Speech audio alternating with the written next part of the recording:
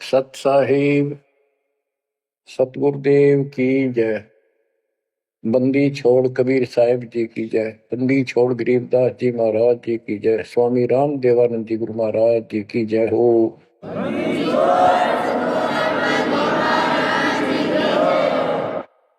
सर्व संतों की जय, सर्व भक्तों की जय, धर्मी पुरुषों की जय।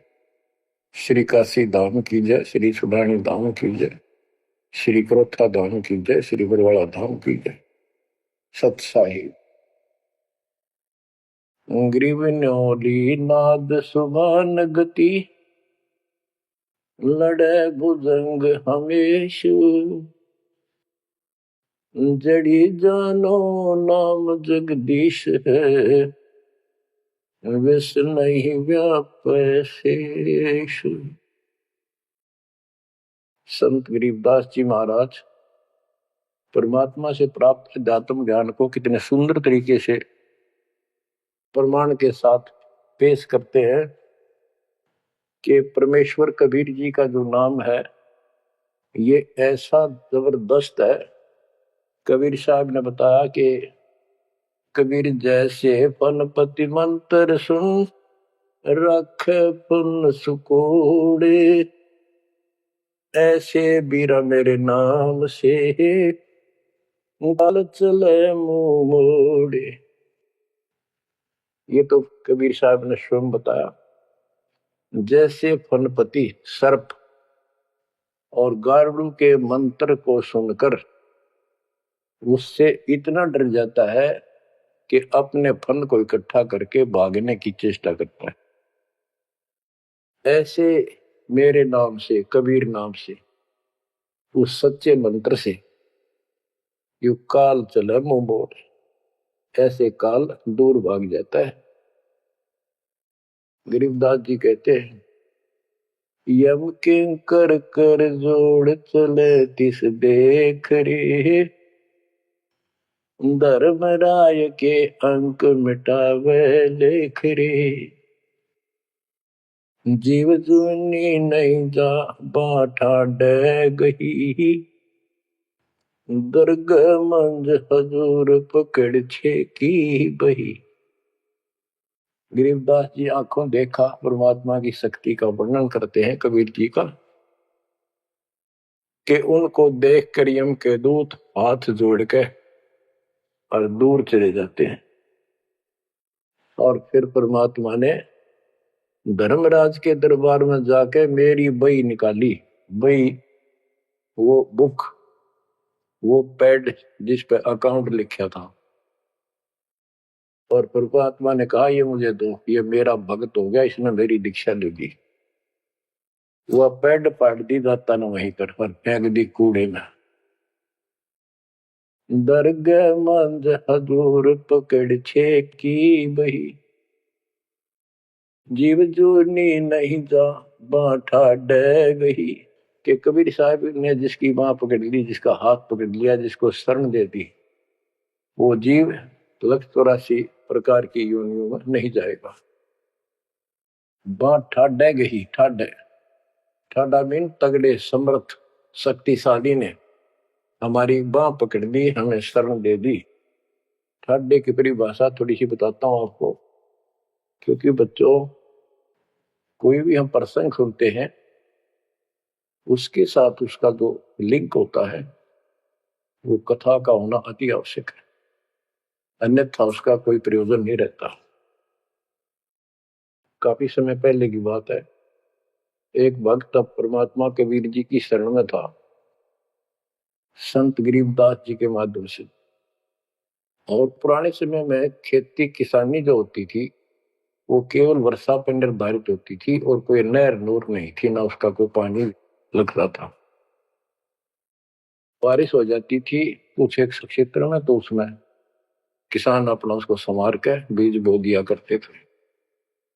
जमीन ज्यादा हुआ करती थी उसमें।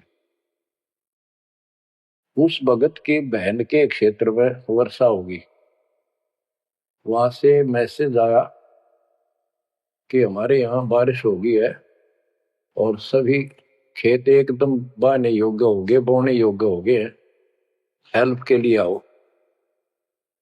वो अपने बैल अपना हल लेकर चला गया, उसको दूसरे खेत में भेज दिया। स्वयं उसका जो जीजा था, बहन का बटेऊ पति, वो अपने बैल लेकर दूसरे खेत में चला गया। जिस खेत में वो भक्त गया, दिन में हल चलाया, दोपहर के समय उस समय रेस्ट देते हैं बैलों को, पेड़ के नीचे चला गया।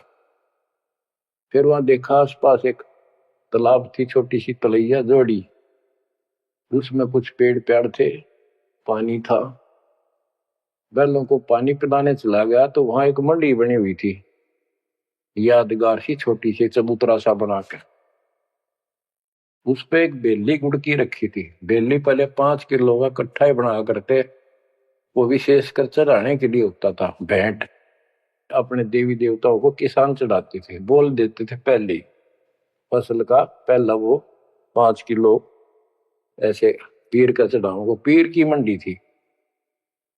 तो वो जो एक का डला सा था मोटा 5 किलो का, 5 शेर का, उसको उठा लाया वो भक्त।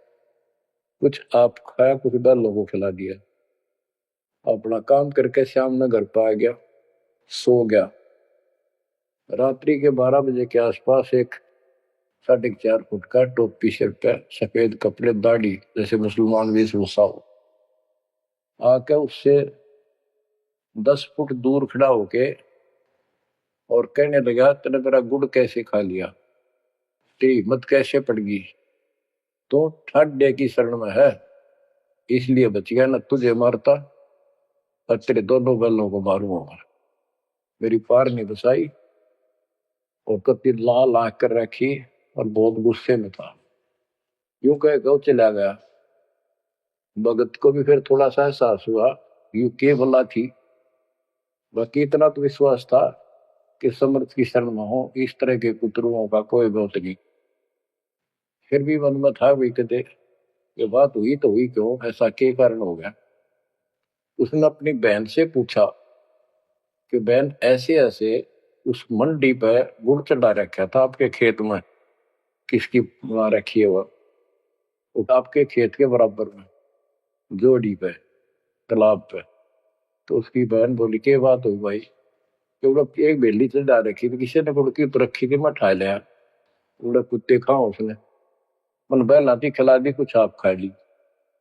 उसकी बहन ने बोली रे क्यों जुल्म कर दिया तेने, को उठा लिया तू वहां से, रोड लागी न सुनते ही। भाई बोला मेरी तो सुन ले सारी।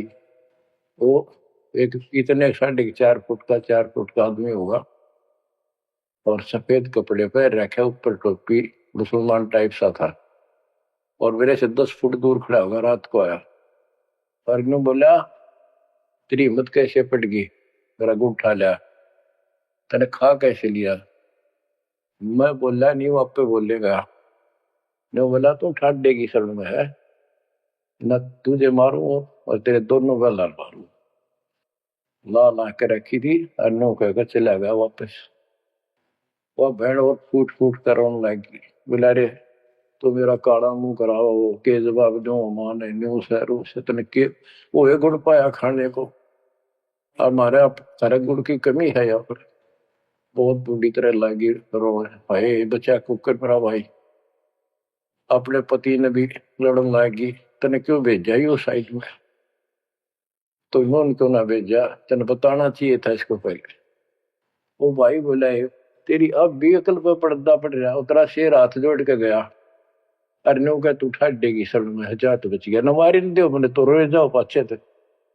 अरे मैं जिंदा जी रोने लाग रही तो पागल कहेंगी, कितनी भी अकल पे पर्दा पड़ गया तुम्हारे, मैं किसकी शरण में पता है।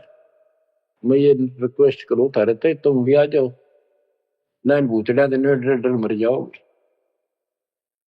तो बच्चों, यम किं कर कर जोड़ चले तिस देख रे।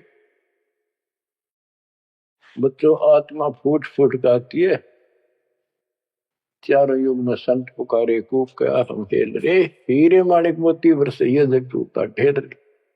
ये डरे तो बड़ी आदत पड़ गई। यम किंकर कर जोड़ चले तिस देख रे, धर्मराय की बंद मिटावे लेख रे। जेव जोनी बह जा ठाडे गही, ठाडे में दर्द मंद हजूर पकड़ छे की वही। सुन मंडल सतलोक अगमपुर धाम है, धन बंदी छोड़ कबीर तुम्हारा नाम है। बच्चों, इस परम पिता के प्रेम में ऐसे गजब के ज्ञान, ऐसे समर्थ की शरण आत्मा बाहुक हो जाती है, रोका नहीं जाता। सो शुक्र मनाते अपने गुरुदेव का, एक निछोड़ हे परम पिता कैसे शरण दिया, कैसा सुंदर राह बता दिया। नहीं बिरान माटी राखो या भूतड़े, अरे न पूजे भी जाओ और दुर्गति भी दो किनो रहनी थी। और गीता कहती है भूत पूजोगे भूत पढ़ोगे। परमात्मा की सूक्ष्म वेद की वाणी कहती है भूत में सो भूत है, देव में सो देव, राम में सो राम है, सुन सकल सुरदेव। अब प्रश्न चल रहा है, कबीर जैसे फनपति मंत्र सुन रख फन सकोड़े, ऐसे बीरा मेरे नाम से काल चले मोड़े। पारक के अंक की अमर ग्रंथ की प्रथम वाणी है, गरीब नौल नाद सुभान गति, लड़े भुजंग हमेश, जड़ी जानो नाम जगदीश है, विस नहीं कैशेष। जैसे एक नेवला होता है सारा 9 इंच का प्राणी, और वो 10 फुट के सांप को, सर्प को, भुजंग को मार देता है। कैसे मार देता, उसके पास एक ट्रिक है, उसके पास एक जड़ी होती है, एक नागदमन जड़ी होती है जंगल में, उसको सूंघता है, उसमें स्मेल आती है। वो सर्प को उस समय छेड़ता है जो वो जड़ी के आसपास होता है, वो झाड़ बोझड़ों के अंदर होती है। वो सर्प को छेड़ता है, सर्प ऐसे फन उठा लेता है और वो जाके एकदम वहां जड़ी श्वास में भर लेता स्मेल, और आके उस सर्प के सामने सो के थोड़ी सी दूरी से छोड़ देता है। जिस दर से हवा चल रही हो, सर्प की तरफ जा रही हो, उस साइड में हो जाता हो। सर्प को उससे चक्कर आने शुरू हो जाते उस स्मेल से, उसका जी घबराता है और वो भागने की चेष्टा करता है। नेवला फिर उसके गर्दन पे बैठ जाता है, मुंडी पे पीछे के, और वहां मुंह के ऊपर फिर वो स्मेल छोड़ता ही रहता है। उसको अचेत करके फिर पकड़ कर उसको मार डालता है, काट देता है। तो बच्चों, गरीबदास जी ने बताया कि कबीर परमेश्वर का यो सच्चा नाम सतनाम और सारनाम। सारनाम है, ये है मेन चीज। सतनाम भी बहुत शक्ति हो जाती है इन दोनों के मेल से। जैसे 2 जड़ियों को मिला दिया जाए, उसका कुछ अलग से स्ट्रॉन्ग दवाई बन जाती है, मेडिसिन। और तीसरी मालिक मिला, मालिक का जो सारनाम है वो तो कहना ही क्या है। तो हमारा जो मोक्ष जो होगा इन सभी मंत्रों के जाप से होगा। ये हमारी साधना है, पूजा हमारी सारनाम है। बच्चों, जैसे एक छोटा सा सर्प उस जड़ी की ताकत से, स्मेल की ताकत से जो श्वास में भर के लाता है, इतने तगड़े लंबे सर्प को कंडम कर देता है, ऐसे ही परमात्मा के इस नाम के सिमरन श्वास के द्वारा करने से। तो ये बताया कि ग्रीव न्योल नाद सुभान गति, लड़े भुजंग हमेश, और जड़ी जानो नाम जगदीश है। जगदीश सारी सृष्टि के मालिक का जो असली नाम है वो जड़ी है, वो नागदमन जड़ी है। अब जैसे सतनाम भी बहुत ताकत रखता है, ये हमारी साधना है। जैसे प्रथम मंत्र सतनाम, ये साधना है। सार नाम हमारी पूजा है। पूजा और साधना में अंतर होता है। कबीर साहब हमारा पूज्य है। साधना वो होती है, जैसे हमने जल की आवश्यकता है तो हैंडपंप लगाते हैं। हैंडपंप के लिए बोकी और पाइप, बोकी मारते रहते हैं, मिट्टी बाहर डालते रहते हैं। सतनाम की बोकी श्वास उश्वास से मारकर जब वो पानी के लेवल पर पहुंच जाती है, वो बोर, तब उसमें पाइप लोअर करके फिर उसके ऊपर एक मशीन बांधी जाती है, वो सार नाम है। और मशीन से फिर उसको चलाया जाता है। वो हमारा पूज्य इष्ट है, वो सार शब्द है। जो हमें चाहिए था ऐसे मिलेगा वो सुख परमपिता परमात्मा के सच्चे दरबार का। तो गरीबदास जी कहते हैं वो मंत्र, वो जो सार नाम है, वो जड़ी जानो नाम जगदीश है। परमात्मा जगदीश कबीर साहब का सार नाम, वो नाग दमन जड़ी बूटी, वो काल दमन। और विष्णु व्यापक शेष, छोटे से सांप की बात छोड़ो, शेष नाग जो सबसे बड़ा ताकतवर 1000 फुट का अंदर है, यानी काल 1000 भुजा का ताकतवर है, ये भी निकट नहीं आ सकता। बच्चों किस्मत सराहा करो अपनी, 100 गुण गाया करो।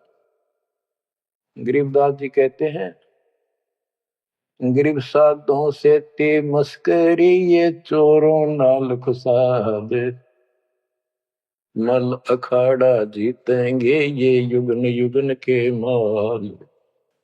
माल, रेसलर, पहलवान, इन नकली गुरुओं से तो खुश है सारा संसार। साधों से ती मस्करी, इन चोरा नाल खुसाद। हाय हाय, इन चोरों से, झूठे गुरुओं से खुश और साधु संतों के मजाक करते हैं। ये तो मल अखाड़ा जीतेंगे युगन युगन के बाद। आप हो वो युगन युगन के माल।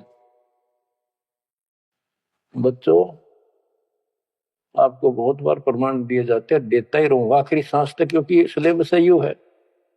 टीचर सारा साल सिलेबस पढ़ाता है, उल्टा सुल्टा उन्हें कोई रट्टा लगवाता है और तब बच्चे सफल होते हैं। परमात्मा योगों से आपके साथ है।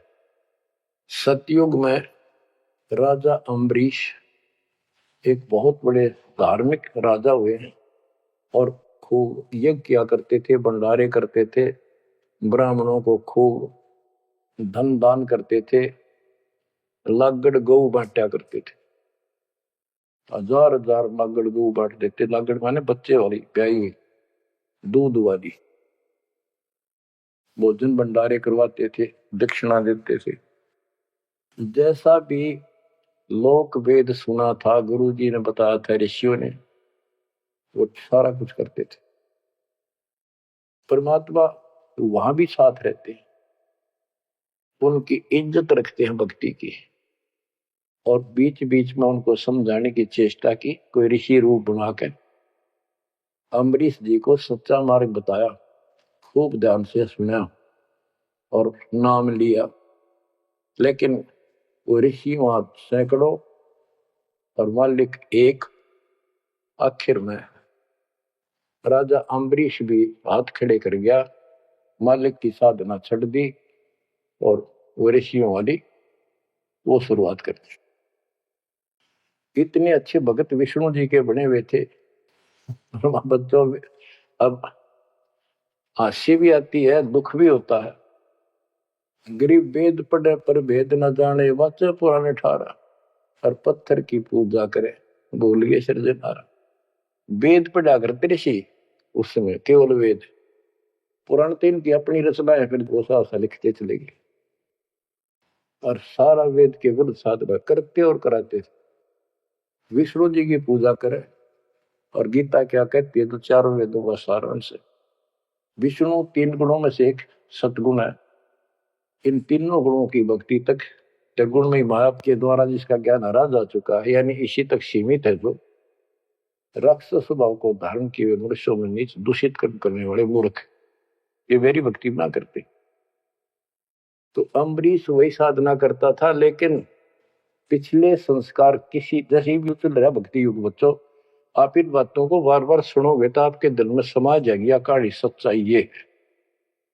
अब ये भक्ति काल शुरू हो गया, मोक्ष काल समझो, इसमें हजारों वर्षों तक चलेगा, अरबों भगत बच्चे बेटा बेटी पार होंगे, जो चलेगा जो भी लाखों वर्ष और भी चलेगा, लेकिन वो साधना करते रहेंगे, लेकिन उनका विश्वास इतना नहीं बनेगा, वो फिर यही रह जाएंगे काल के जाल में।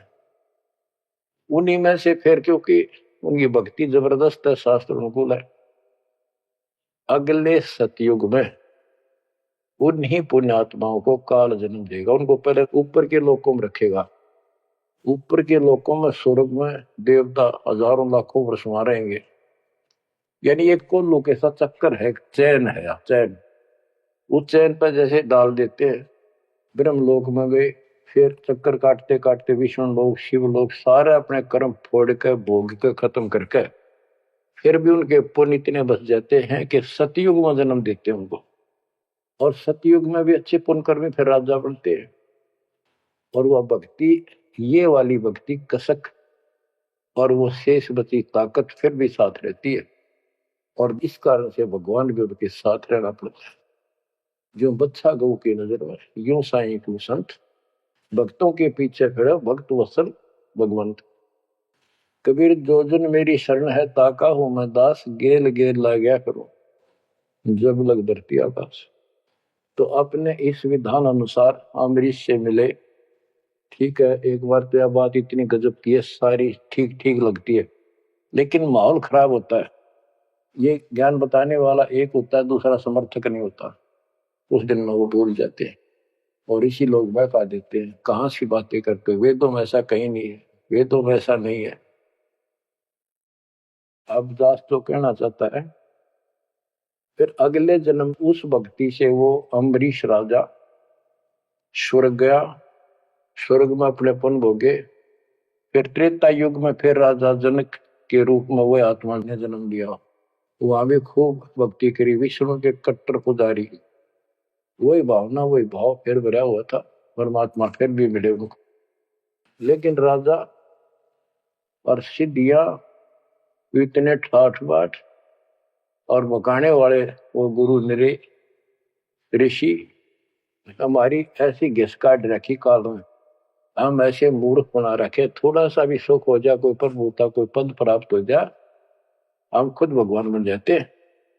लेकिन पिछली धार्मिकता के अनुसार हम कुछ धार्मिक भी बने रहते, लेकिन रहते वही के वही। और अम्बरीश राजा इतने अच्छे भगत थे, पिछली सिद्धि शक्ति मालिक की वो भक्ति की सही थी। एक बार दुर्वासा ऋषि ने उनके ऊपर सुदर्शन चक्कर छोड़ दिया। दुर्वासा कहता था कि तू ये साधना छोड़ दे, मैं बताऊं वाह कर। अम्बरीश ने हाथ भर ली पर छोड़ी नहीं। अगली बार गया, उसने गुस्सा हो गया कि तू मानना नहीं मेरी बात, तेरा सिर काट दूंगा, इतना गुस्सा था। सुदर्शन चक्कर छोड़ दिया। सुदर्शन चक्कर राजा अम्बरीश के पैर छू के और दुर्वासा ने मारने खातिर वापस चाल पड़ा। दुर्वासा भागता फिरा, तीन लोक में कितने उसने गुफा नहीं मिली जरा बच जा, कुछ संरक्षक नहीं पाया। परमात्मा कबीर जी ने विष्णु रूप बनाया, एक सवाल आ दी, एक मिनट में के कर दी कर दे बोलो में।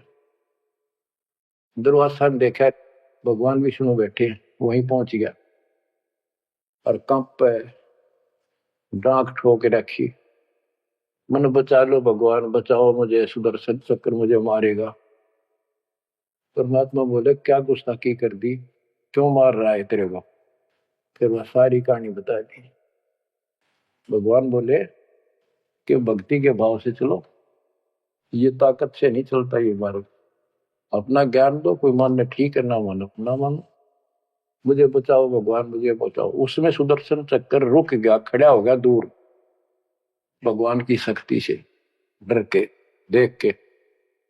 तो दुर्वासा को विश्वास हो गया कि यहां बचाओ हो सकता है, माफ करो मुझे, माफ करो।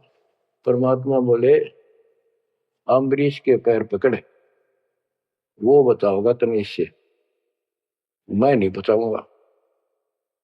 हाथ जोड़ा, हे भगवान आपके दरबार में मैं नहीं बचूंगा। कहाँ भेजो हो दाता, मैंने तो रास्ते में मारेगा। मिला जा, वही जान बचेगी तेरी। अम्बरीश के चरणों में गिरा वो, जिसने 56 करोड़ यादव मार दिए थे एक में चलता। तो कहते हैं अपनी देसी कहावत हमारे यहाँ, शेर न सोआ शेर, जरूर टकरा कर घनी बकवाद करनी है ना। अम्बरीश के चरणों में मत्था टेका उसने, मेरी जान बख्शो महाराज, जान बख्शो, बख्श दो। अम्बरीश राजा बोले, महाराज मैंने कुछ नहीं कहा, तेरा कर्म तुझे मिला। और वो सुदर्शन चक्कर हाथ से पकड़ लिया राजा अम्बरीश ने, और ऑफ कर दिया, शांत हो गया। बोला ले जा तेरी तोब। और भक्ति के भाव रहना चाहिए इंसान। बच्चों, अम्बरीश राजा की इतनी महिमा होगी, ऋषि भी हैरान थे जो उनके गुरु लोग थे। बुद्धि छोड़ कहते, मन तू सुख के सागर बस रे, और न ऐसा यस रे। तू सुख के सागर बस रे, ये झूठे यशों में कुछ नहीं धरा। वह सतयुग में महिमा होगी, फिर राजा जनक बन गए। राजा जनक वही भाग्य बाबा नानक बने। जब एक सुखदेव नाम के बाल ब्रह्मचारी माँ के गर्भ से भक्ति ले रहे थे और आकाश में उड़ जाने की सिद्धि थी, उस अर्धी की गांठ से पंसारी बन जाते ये, अपने बराबर किसी ने नहीं समझा था। राजा जनक के पैरों में पड़कर स्वर्ग तक जाने का विरोध करवाया। वो मोक्ष तक बहुत दूर की बात है, वो तो मार्ग ही नारा है। गरीब सुखदेव ने 84 भुगती बिना पजावे खरगो, तेरी क्या बुनियाद परानी, तो पेंडा पंथ पकड़ो। के सुखदेव जैसे ऋषि जिसकी टूटी बोला करती, सारे देवता उसका सम्मान करते थे, बड़ा पहुंचा हुआ है। वो भी फिर 84 लाख योनियों में गया। राजा जनक से दीक्षा ली। पहले तो यूं कहता, मैं बाल ब्रह्मचारी ब्राह्मण ऋषि, जनक विदेही राजा भाई, कैसे शीश नवाऊं जाई। सुखदेव बोले, ज्ञान विवेक का, हमने स्त्री का मुख नहीं देखा। राजा के 10,000 रानियां।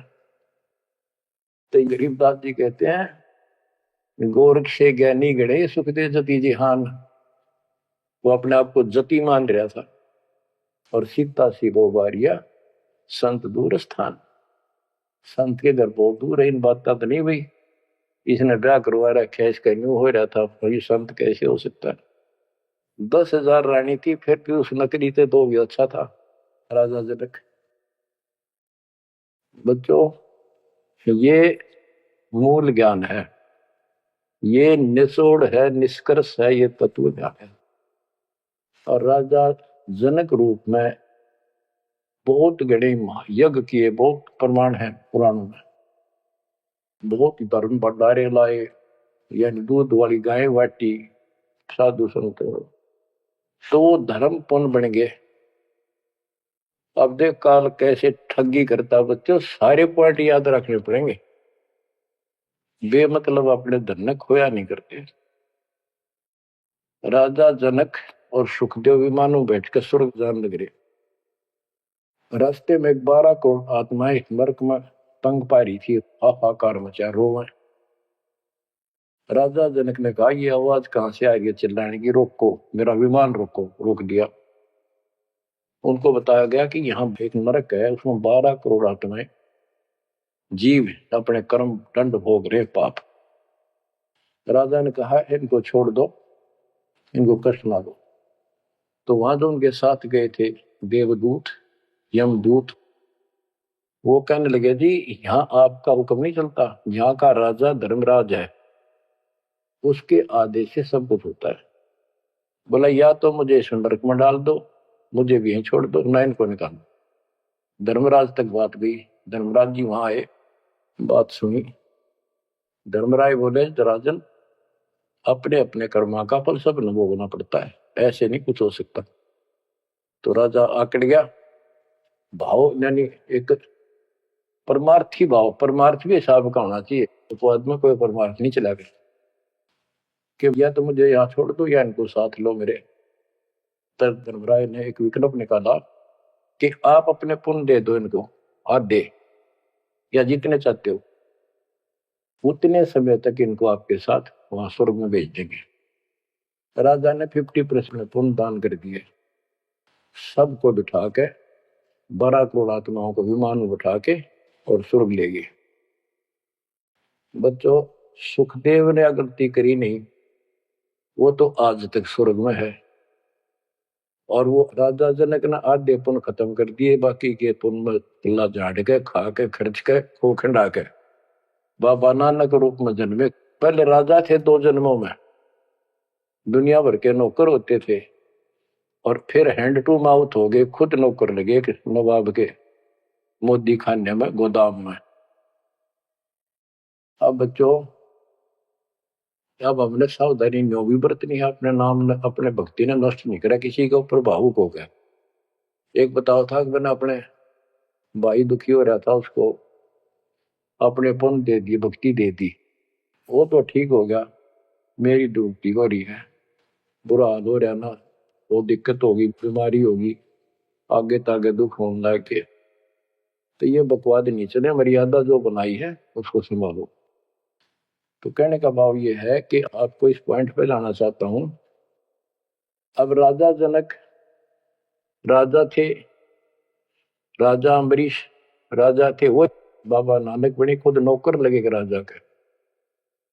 अब यहां आकर हमारी बात टिकती है कि साधों से तीमस करिए, चोरा नाल खुशाल, मल अखाड़ा जीतेंगे ये युग युग के बाद। यानी भक्ति की चाह, भगवान की चाह उनके में तब भी थी, पर एक्सरसाइज गलत थी।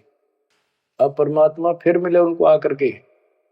अब वो भौतिक धन में निर्धन थे, पर अध्यात्म धन के भरे पड़े थे। पिछले पुण्य गजब के थे, भक्ति वाले। एक तो धर्म कर्म किए होते हैं वो, और एक होते भक्ति की शक्ति। हुआ न्यो की नो डटी थी उसकी, वो पुण्य खत्म कर दिए थे उसने। तो वो भक्ति उस कारण से परमात्मा फिर आकर मिले। अब वो हैंड टू माउथ था, सुन ली। राजा होता तो तब भी ना सुनता। तो बच्चों, आज आप से कितने निर्धन हो और कितने धनवान हो, आप उस मालिक के सच्चे बच्चे हो। पिछले जन्म जन्मांतर से आप भक्ति करते हुए आ रहे हो। अब परमात्मा ने अपना वो धन देखना है। कबीर सब जग निर्धना, धनवंता नहीं कोई, धनवान वा को जानियो, जहाँ पर राम नाम धन वही। आपके पास वो राम नाम का धन भरा पड़ा है। और जैसे सुकुच मीन मिलता नहीं भाई, स्वाति सीप सब अड़ ही जाई। सुकुच मीन सतगुरु हो आया, जिन परमात्मा का भेद बता। जैसे सीप और मोती का उदाहरण दिया जाता है कि स्वाति भी मिल गई सीप को, ऊपर की बूंद, मोती भी बन गया। लेकिन एक सुकुच मीन जब उसमें टक्कर ना मारे, उसने खुल नहीं, तो मोती माए गड़ गया और वह सीप भी मर गया। तो बच्चों, ये भक्ति धन थारा इब कभी नहीं गड़ मर जाता, सतगुरु ना मिलता था। तो अब आपका वो मोती सुरक्षित है। अब कहते सुकुच मीन सतगुरु हो आया, जिन परमात्मा का भेद बता। तो बच्चों, फिर बाबा नानक को मालिक ऊपर लेकर गए और उनको वो सच्चा राह बताया। उसके बाद उनकी जिंदगी बदल गई। यानी पहले वकील हो रहे थे काल के, सुने नहीं थे। अब जो बाबा नानक जी हिंदू धर्म में जन्मे थे, खत्री गोत्र था, और भगवान विष्णु कृष्ण राम कुर्बान थे इनके ऊपर। गीता का पाठ ब्रजलाल पांडे से पढ़ा करते थे और गीता पढ़ते थे। दाता मिले तो खूब तर्क वितर्क किए। आखिर में बोले आखा वेखो तो मानो। तो परमात्मा ने आई विटनेस भी बनाने थे। बेई नदी सुल्तानपुर के साथ से बह रही है, सुल्तानपुर में बाबा नानक की बड़ी बहन ब्याह रखी थी। वह अपनी बहन के वहां रहते थे, नौकरी करते थे नवाब के। सुबह सुबह स्नान करने जाया करते थे उस नदी पे। वहां परमात्मा ने 2-3 मीटिंग करी। तीसरी बार जब आए ने बोले आंखें देखो, जो मानो बात सारी समझ में आ गई। गीता बार बार देख ली, पढ़ ली, सच्चाई भगवान कोई और है। और चाव भी थे, पर पुराना ज्ञान और कोई नो समर्थक नहीं गया, बात सच्ची है। तो वो कहने लगे आंखा देखो तो मानो। कबीर साहब और बाबा नानक जी परमात्मा समकालीन थे। बाबा नानक जी का जन्म सन 1469 में हुआ और 1539 में वो शरीर छोड़ के गए। और परमात्मा जी 1518 में गए। तो 1469 से 1518 तक समकालीन थे। तब आंखों देखा सतलोक 3 दिन तक नानक साहब जी का शरीर की ओर छुपा के उनकी आत्मा को लेके गए, फिर छोड़ा तीसरत। उसके बाद तो दुनिया बदल गई उनकी। वो सब पूजाएं त्याग बाल की शरण में आगे। घर में विरोध, सारे समाज में विरोध। उसके पिता भी बहुत दुखी हो गए, तो के पैदा हो गया हमारे, देवी देवताओं को ऐसा गलत बोलता है। तो बहुत परेशान हुए। लेकिन जब आंखों देख ली, कौन सुने किसकी। सूरवीर होते हैं संत, संत सिपाही और शेर पीछे नहीं हटते। तो बच्चों सारा ज्ञान सत्संग से होता है। परमात्मा का और उस प्यारी आत्मा का, आत्मा और परमात्मा नानक साहब का सत्संग हुआ। सत्संग से बात स्पष्ट हुई। अब पारक के अंक की वाणी सुनाता हूं कुछ। साधों से ती मस्करी ये चोरा नाल खुशाल, नल अखाड़ा जीतेंगे ये युगन युगन के माल। अब वो बाबा नानक युगन युगन के माल थे और वह जीते, डट के खड़े हो गए। फिर जब ज्ञान समझ में आ गया, सारा संसार मीराबाई थी युगन युगन की माल। सत्संग में जाना ना छूटे मां, जल का मरो संसार। तो बच्चों इस स्थिति में तो बनाना पड़ेगा एक दिन, जब जाता राजी होगा। और ये ज्ञान खुद देता है भगवान। और वो आत्मा जो इसको सुनकर कुर्बान हो जाती है, वो महान आत्मा होती है। गरीब अंश गवन करते नहीं, मान सरोवर छाड़, कौवे उड़ उड़ जात हैं खाते मांसाहार। हंस और कौवे और बुगले सब पक्षी कहलाते हैं। हंस उस मानसरोवर को नहीं छोड़ता जहां उसका आहार मोती होते हैं। और कौवे वहां टेका नहीं, क्योंकि उन्हें तो जगह जगह जाकर मांस खाना, हाड खाड़े, हाडों का मांस चाटना, किसी पशु के जख्म में चोंच मारना, ये कौवियों जैसी व्यक्ति के लोगों का स्वभाव होता है कि उनका अपना उल्लू सीधा हो, स्वार्थ सिद्ध हो, ताकि अगला कितना दुखी हो। ये कौवे जैसे जीव होते। अब यहां बताते हैं, कबीर साहब कहते हैं गरीब अंश गवन करते नहीं, मान सरोवर छाड़, कौवे उड़ उड़ जाते हैं खाते मांसाहार। गिरिव मान सरोवर मुक्ति फल, मुक्ता हल के ढेरे, कौवा आसन न बंद जय भूमि दीन सुमेर। गिरिव कौवा रूपी बेक है ना प्रतीत यकीन, 68 का फल मेटे करे भय दीन बेदीन। गिरिव हंस दशा तो साध है, सरोवर है सतसंग, मुक्ता हलवाणी चुगे फिर चढ़त नवेला रंग। अब स्पष्ट कर दिया कि ये सत्संग जो है ये मानसरोवर है, और भगत साध ये हमारे हंस हैं। अब कौवे बुगले तो मेंढक मछली अड़ंगा कुवाड़ बकवाद करते हैं, और हंस केवल मोती खाता है। इसी प्रकार निर्विकार जो भगत आत्मा बन गए, बेटा या बेटी, वो हंस जैसे हैं, वो केवल मालिक की वाणी, परमात्मा की भक्ति और धर्म कर्म रूपी मोती खाते हैं। और फिर ये मोती खा के, यानी सत्संग वचन सुन के, फिर चढ़त नवेला रंग, एक अजब गजब रंग रंग जाता है उसकी आत्मा में। आत्मा इतनी मजबूत हो जाती है जैसे बाबा नानक की होगी, जैसे मीराबाई की होगी, ऐसी आपकी भी होगी, इस सत्संग से होगी। बच्चों, ये सत्संग मिला ही नहीं था अपने को आज तक। यह परमात्मा की कलम तोड़ कृपा आप पर देखो ना, कितों लाग रही रहे उस बालक ने। उस परमात्मा के ये वचन याद कर लो, सतगुरु जो चावे सो कर ही 14 कोट दूत जब डरी। ये जो चावे सो कर लो, ये प्रमाण देख, यो कर दिया।